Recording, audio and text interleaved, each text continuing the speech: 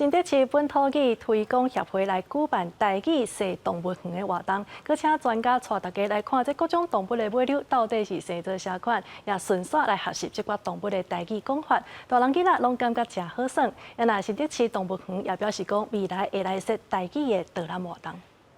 看伊倒咧遐困呢，伊困啊就竖起咧遐，楼梯遐。看到动物，囡仔拢笑甲真欢喜。大家先坐伫树仔骹听台语故事，再去透过手中的动物图片去找动物伫倒，然后用画笔甲动物的尾鸟画落来，然后用台语甲大家讲，家己看到的是虾米款的动物。我看到动物是无尾鸟，就尻川。哦，这个是啥物动物？猩猩对吧？哦，红毛猩猩是无尾鸟的哦。做趣味做好耍的，而且可以当就做迄个甲动物有关，迄个知识安尼，所以囡仔就会使了解足多。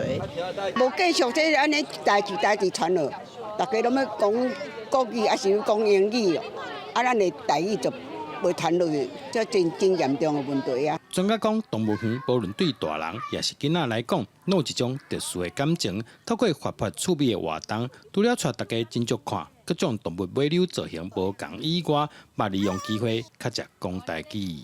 无管对囡仔还是大人来讲，动物拢有一种足特殊的感情。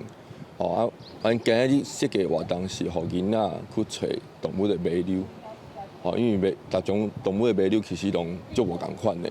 有的长长的啦，有的短短，有的胖胖，有的硬硬，爱当用生活中的方式，用最趣味的方式来认捌这些动物啊。当然也是可以用英文来解说，但是就近还是比较少。那台语的又更不多，所以未来如果说我们也可以考虑说，如果有老人家有这种需求的话，我们或许也可以来考虑找本土语协会来帮我们协助我们这一个部分。专程以生活化的台语说动物园，用哪佚佗哪开讲的方式。大家做伙来认捌各种动物的台语名，嘛提醒囡仔保护动物的重要性。记者杜君和新竹报道。